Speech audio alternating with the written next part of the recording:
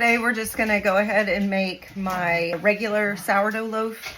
My scale went off and I put water in while it was off, so I poured the water back in. So now it's got a little bit of, you know, sourdough essence in it.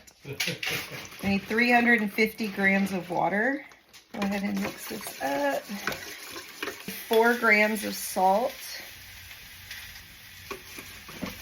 Now I need 500 grams of bread flour.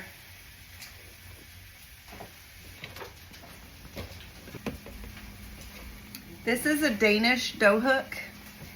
I love it for doing my initial mixing of breads. I have it linked in my Amazon storefront.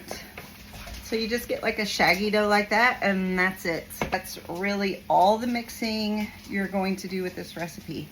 I really like this recipe because it's really pretty easy and does not require a bunch of kneading or mixing. Cover it, and then we're gonna leave it set for 1 hour. After your sourdough sits for an hour, you come in and you do what's called stretch and folds. So basically you just grab underneath and kind of stretch it up, fold it over. I go around a couple of different times. You'll start feeling it be harder to pull. That's what you want. It's giving structure to your dough till I start feeling more resistance. Then you cover it and you wait 30 minutes and do it again. You're supposed to do 30-minute intervals of stretch and folds for 2 hours. This is lazy sourdough. It's non-complicated, so sometimes I'll set a timer. Typically I just do it whenever I think about it, and I'm like, oh yeah, it's been, I don't know, probably longer than 30 minutes. There have been times where I've done it and completely forgot to do my stretch and folds.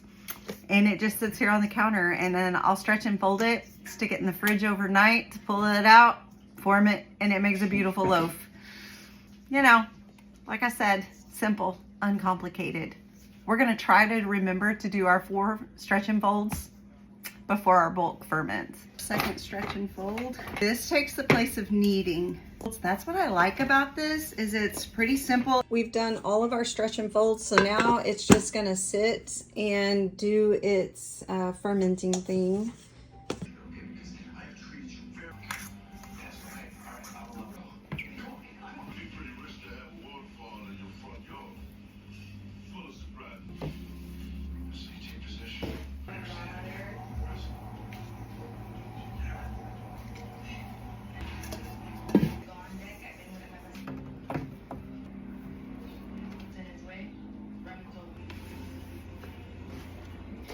I kind of did this loaf a little backwards today. Normally I start my sourdough at night. In the evening time I mix it up. Do all my stretch and folds like at dinner time. Today I started it this morning. I'm gonna put it in the fridge though to let it do its rising overnight, because it's 10 o'clock and I don't feel like staying up late baking bread. It's the next morning. We've got our sourdough out of the fridge now. To do another shaping on this now.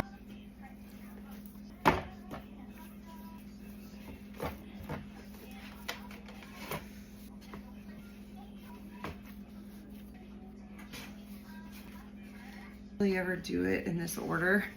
I let it proof on the counter all day yesterday because I was trying to get a more sour flavor.